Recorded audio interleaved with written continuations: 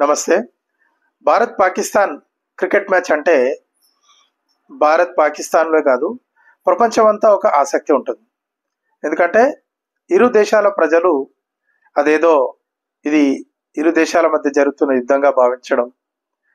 Cricket ప్రపంచంలో అత్యంత craze ఉన్న మ్యాచ్ ఏది అని అంటే భారత్ పాకిస్తాన్ల మ్యాచ్. ఈ మధ్య ఆదివారం నాడు జరిగిన మ్యాచ్లో పాకిస్తాన్ ఓడిపోవడం, భారత్ గెలవడం, దాని సైడ్ ఎఫెక్ట్స్ చాలా బయటకు వస్తున్నాయి. మనం ఒక 2 సైడ్ ఎఫెక్ట్స్ గురించి మాట్లాడుకుందాం. మొదటగా భారత్లో మహారాష్ట్రలో ఒక ప్రాంతంలో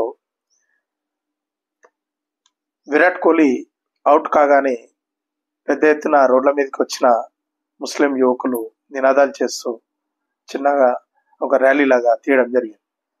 దానిపై అక్కడి స్థానిక షిండే వర్గం శివసేన ఎంపీ పోలీసులకు ఫిర్యాదు చేసి ఎవరైతే పాక్ అనుకూల భారత్ వ్యతిరేక నినాదాలు చేశారో ఆ యువకులపై కేసులు పెట్టించడం, ఆ యువకులకు సంబంధించిన దుకాణాలు, ఇల్లు, ఏవైనా అక్రమ నిర్మాణాలు ఉంటే వాటిని బుల్డోజర్ పెట్టి కూల్చేయడం ఇలాంటివి కూడా జరిగిపోయినాయి.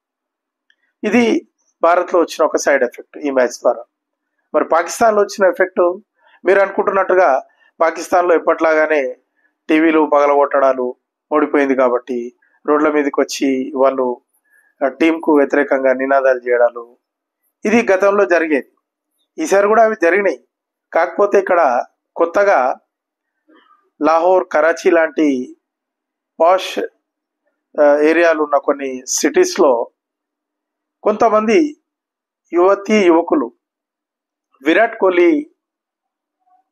6లు కొట్టినప్పుడు, 4లు కొట్టినప్పుడు, సెంచరీ చేసినప్పుడు కేరింతలు కొట్టడం, విరాట్కి అనుకూలంగా నినాదాలు చేయడం, ఇది ఈ వీడియోలో ఇప్పుడు ఇంటర్నెట్లో వైరల్గా మారినాయి.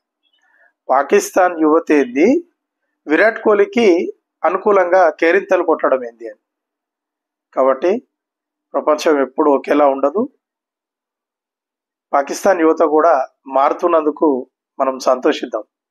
ఇదే విధంగా రాబోయే పాకిస్తాన్ యువత, రాబోయే తరాలైనా భారత్ని సరైన రీతిలో అర్థం చేసుకొని వ్యవహరిస్తే పాకిస్తాన్ కూడా బాగుపడుతుంది.